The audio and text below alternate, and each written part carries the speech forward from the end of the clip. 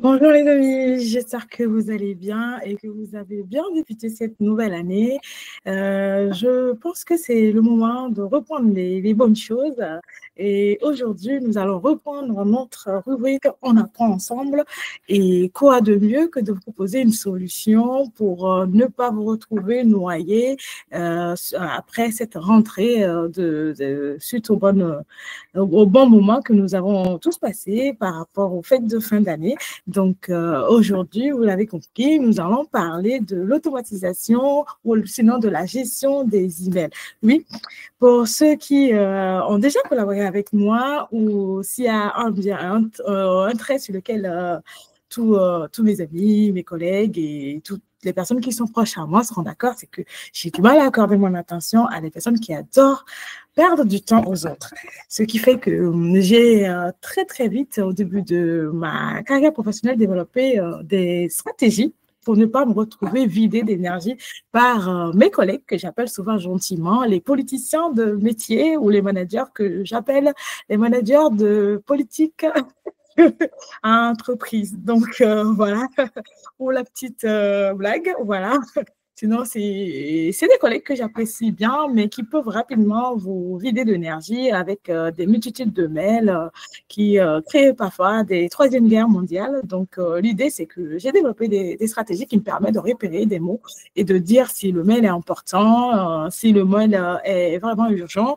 Et avant, je faisais avec des règles de Microsoft et au sein de mon Outlook. Et après que j'ai découvert ce merveilleux outil de Zapier Agent, je me suis dit, ah oui, c'est le moment d'automatiser cette stratégie et de la mettre en place comme outil pour ceux qui aimeraient bien ne pas se retrouver vidés de leur énergie. Et comme vous le savez déjà, peut-être dans les statistiques, au moins, les employés passent au moins 2 heures de temps par jour pour répondre aux emails. Donc, le but, ce n'est pas de passer nos journées à répondre aux emails de nos amis diplomates, mais de pouvoir implémenter nos stratégies et être au rendez-vous par rapport à l'exécution, aux objectifs qu'on nous a fixés. Donc, trop de blablabla, nous allons commencer dans le vif du sujet. Et du coup, je vais vous expliquer, comme d'habitude, la solution, l'architecture derrière, et on fera une petite démo si le temps nous permet. Ou sinon, il y aura une autre rubrique qui sera consacrée à cela pour plus de détails techniques et ceux qui sont intéressés de savoir comment le configurer eux-mêmes par rapport à leurs besoins et leur environnement professionnel.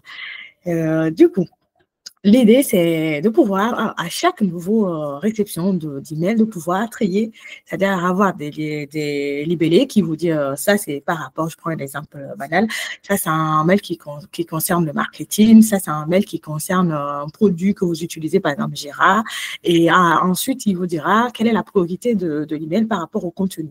C'est-à-dire, il vous dira est-ce que c'est une priorité faible, majeure, urgent, et vous, en fonction de cela, vous allez réagir. Cela vous évitera d'être trop dans la réaction et de ne pas avoir l'esprit assez posé pour faire les tâches qui sont prioritaires ou qui ont une grande valeur ajoutée à votre métier.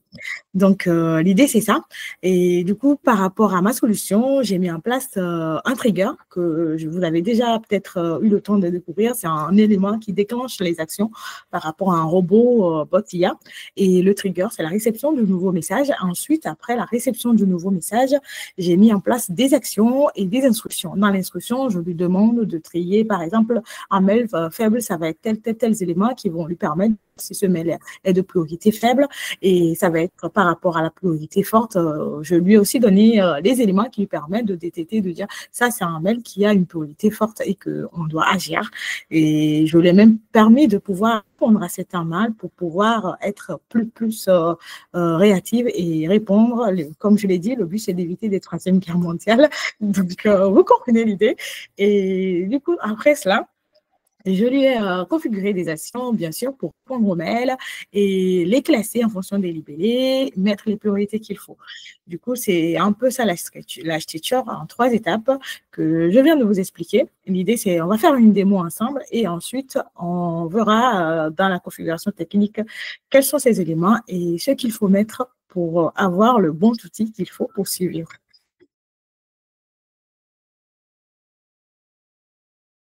Voilà, on est dans notre outil, notre arme de 2025 contre nos amis les diplomates. Du coup, quelle est l'étape? Comme je l'expliquais tout à l'heure, vous allez voir, Zapier, il y a on va dire, trois principaux champs, trigger, instruction et les actions. Et ensuite, vous pouvez mettre en place d'autres champs si vous le souhaitez. Donc, une fois que vous avez mis le trigger, qui ici, j'ai mis la réception d'un nouveau message. Donc, vous avez besoin d'un compte Gmail, bien sûr, pour le paramétrer et mettre votre compte Gmail. Ensuite, une fois que vous avez mis votre compte Gmail, vous lui demandez de faire la configuration en fonction de tout ce qui va rentrer. Donc, c'est pour ça, vous allez voir, le label, c'est Inbox. Et tous les mails que vous allez recevoir, vous pouvez le faire pour tous les mails que vous envoyez également, mais bon, l'intérêt n'y est pas. Donc, une fois que vous avez fini cette étape, vous avez la possibilité de sauvegarder en même temps, si vous le souhaitez, en cliquant sur le bouton Save. Et pour ceux qui ne savent pas comment configurer un bot IA ou un agent Zapier avec l'outil Zapier central, n'hésitez pas à aller, on va dire, revisualiser mes anciens tutoriels ou vidéos de notre rubrique On apprend ensemble. Et vous verrez comment créer déjà le bot IA et faire les paramétrages qu'il faut. Donc, une fois que vous avez mis le trigger, qui est la réception d'un nouveau message, vous cliquez sur Save. Et vous avez le trigger qui est paramétré. Donc, dans les instructions, voici les instructions que je lui ai données. J'ai dit réception et organisation des mails pour vérifier les emails entrants. Donc, je lui dis consulter régulièrement l'email, les classer et déplacer en fonction des labels, des catégories et de types de parties prenantes. Et oui, si vous êtes chef de projet, vous l'aurez déjà remarqué dans votre environnement, on a des parties prenantes par rapport à chaque projet. Donc, on n'a pas forcément les mêmes intervenants. Donc, ça serait intéressant de filtrer si vous avez un mail de manager ou d'un sponsor qui est très, très critique, de pouvoir intervenir de manière efficace et rapide. Donc, je lui ai demandé de organiser les mails en fonction de cela et de les étiqueter, c'est-à-dire donner la priorité en fonction du contenu. Donc, vous allez voir, j'ai défini les priorités ici. J'ai la priorité supérieure, moyenne et faible. Et aussi, je lui ai demandé de répondre en fonction de la priorité de la réponse ou de mail envoyé. Et ça, je lui ai demandé de faire une routine de 24 heures pour les emails urgents et pour les mails, on va dire, qui ne sont pas forcément urgents. Et pour les mails qui sont urgents, je lui ai demandé de faire toutes les heures, si possible. Donc, pareil, hein, comme je vous l'ai dit tout à l'heure, on n'a que 15 minutes pour les vidéos LinkedIn. Donc, ceux qui aimeraient avoir plus de détails, n'hésitez pas à aller consulter ma chaîne YouTube. Donc, là, je vais être un peu très, très rapide et bref, mais n'hésitez pas à aller consulter pour avoir plus de détails. Donc, voilà. Et la structure de l'email d'introduction, j'ai même configuré je ne vais pas pouvoir dérouler toutes les configurations, mais j'ai même configuré un email automatique au cas où il n'y a pas forcément besoin de répondre, mais de dire à la personne qu'on a bien reçu le message et qu'il y aura les actions nécessaires ou quelqu'un qui reviendra vers lui si besoin. Donc, ça, c'est ce que vous allez voir. Je lui ai aussi demandé de ne pas répondre à certains dessinateurs parce que pour la petite histoire, quand j'ai fait mon test pendant 3 mois pour voir si le service ou l'automate fonctionne bien. J'ai eu on va dire, une histoire drôle qui il répondait à certains dessinateurs, il leur proposait des contrats et il leur demandait de valider des achats et je lui ai dit, oh là là, on se calme, on se calme. Du coup, j'ai empêché qu'il envoie le message à certains dessinateurs pour ne pas créer, on va dire, des tensions ou sinon me valider des contrats et des bons d'achat sans mon autorisation. Voilà, c'est pour ça que je l'ai dit, ne fais pas de promesses d'achat ou de paiement à aucun expéditeur d'email. Pareil, vous pouvez mettre des règles d'interdiction. Donc, pour les actions, voilà les panoplies d'actions que vous pouvez configurer, envoyer un mail, faire un replay, programmer en pleine ligne suite à une demande et notifier votre équipe peut-être par rapport à un besoin, ajouter des labels et autres, tout ce que vous souhaitez.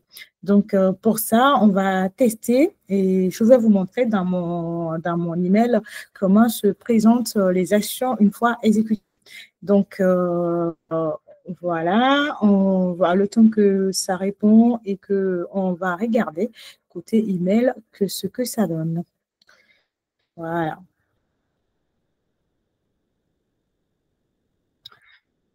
Franchement, je pense que c'est un outil qui sera bientôt très, très utilisé dans les entreprises parce que se retrouver noyé par nos emails, c'est souvent le cas. mais on essaie de paramétrer tout ce qu'il y a comme règles et autres dans Outlook, mais je ne pense pas que c'est assez suffisant.